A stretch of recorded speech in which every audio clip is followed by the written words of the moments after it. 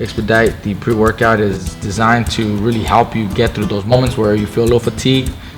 Sometimes your body does get a little tired, gets a little sore. With this kind of stuff, it picks you right back up.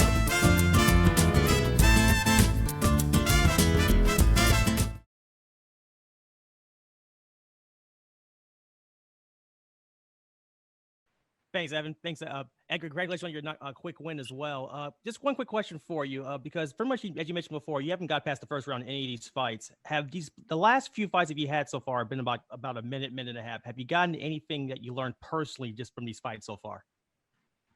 I mean, experience-wise, not really, because everything's happening in the first round. But with this fight, I knew Eric Moon. I know what he was about. He was in a lot of big camps. I was in the amateurs with him, so I knew what he was going to bring to the table. I know he had heart. I know he has somewhat of a punch.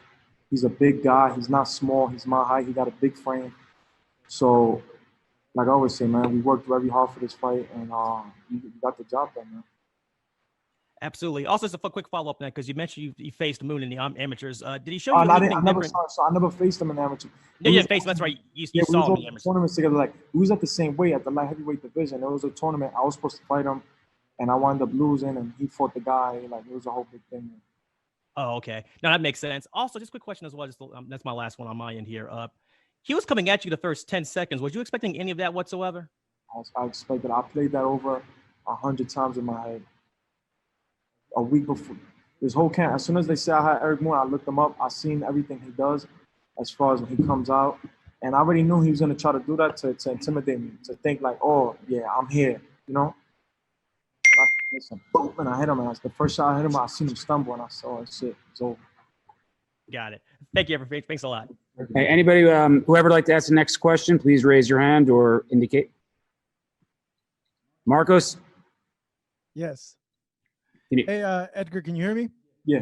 This is Marcos Villegas with Fight Hub. Hey, Edgar, you've gotten all these first round knockouts so far. Congratulations on that.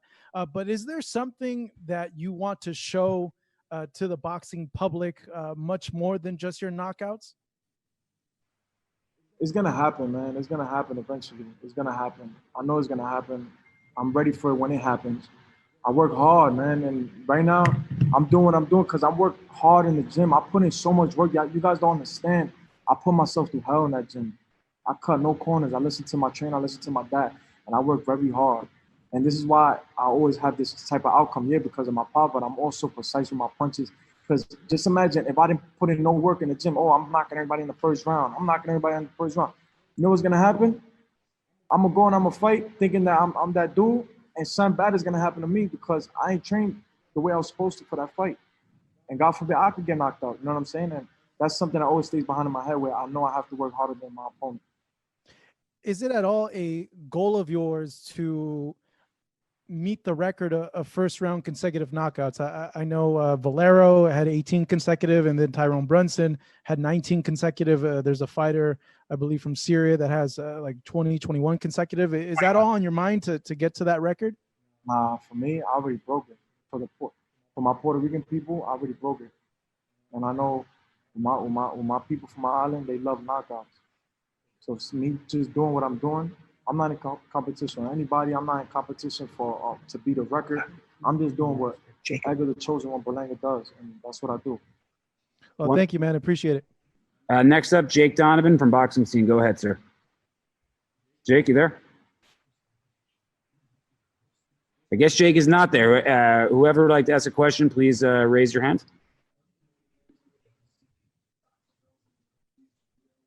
Rigo, go ahead.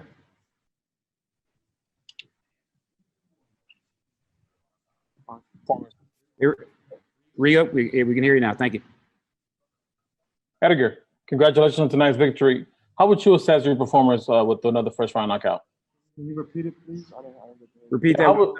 Overall, how would you assess your performance tonight? Obviously, it was a first round knockout, but how would you assess it? I think I look good.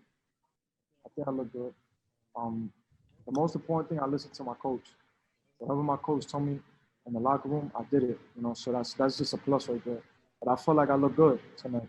And there's more to it, man. You know what I'm saying? Like, it's still bigger fish to catch out there. There was just another day in the park. I had to do what I had to do. I handled my situation, and I'm gone, and I'm going home with my family, and I'm gonna go back in the gym and work. When you look at the super middleweight division, obviously stacked with talent like David Benavidez, Canelo Alvarez, Kevin Plant, who would you think would be the perfect matchup for you down the line? Maybe like a Mexico-Puerto Rico matchup against Canelo, I would imagine.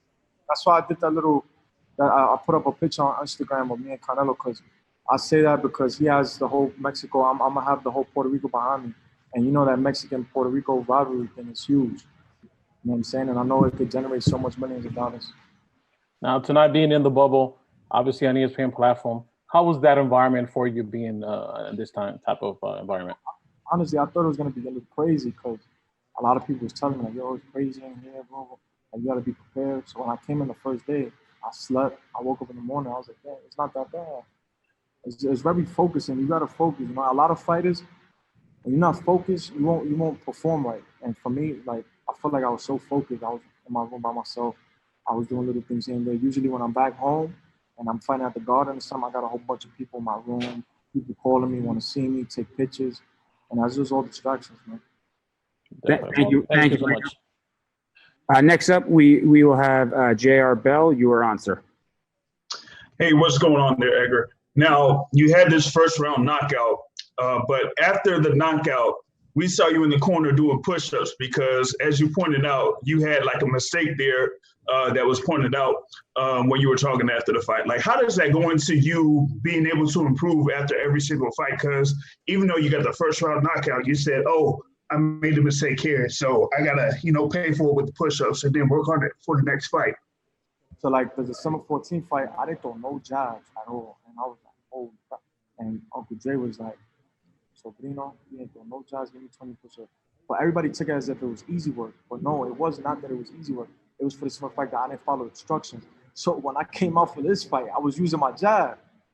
So when I get back to the corner, he's like, "Give me 20 push-ups." I'm like, "What?" I'm like, "I'll use my jab." He's like, "No, you put down the hand. I didn't see the left hook. I want you to come back with that left hook. You ain't come back with that. And I told you in the locker room to come back with that left hook every time you throw the right." And I was like, "You got it." So we're gonna have Yeah, I feel you. So it was like once you got that reply, you're like, "Oh," so you had to go down to the floor, man. You had to go down the mat and hit the push-ups. Yeah, so that's pretty much what I had for you there. Thanks. Thank you, man. Hey, thank you, JR. If anybody else has a question for Edgar, we've got one more, and then Oscar will be here momentarily. Jake Donovan, you should be on. I asked you to unmute, my friend. Yeah. Yep. Jake?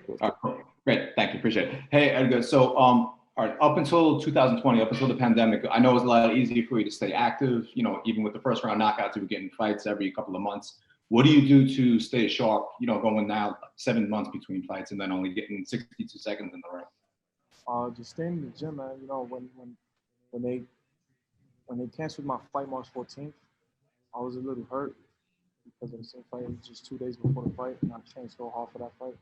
And I had so many people going, so many tickets bought. It was, I believe, like almost $100,000 in tickets I had, and it hurt my heart, but with the whole pandemic thing, the gyms closed down. Uncle Dre was scared to be outside. A lot of people were scared to be outside because New York, in the beginning, was the #1 state with the corona.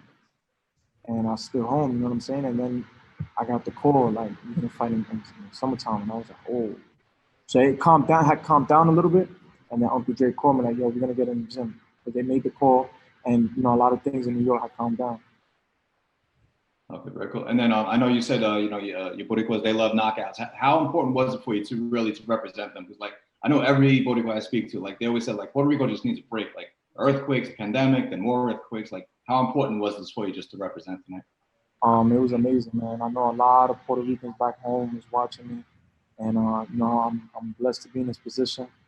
Every fight I dedicate to them out there in the island because they're going through a lot of things over there, And just every fight I take, man, I dedicate to them and to my family. But it's just an amazing feeling to be where I'm at right now and representing my island. Thank you, Jake, and thank you, Edgar, for joining us today. Coming up right now is Oscar Valdez momentarily. So if you have a question for him, either raise your hand in the raise hand button on your Zoom. Yo, you.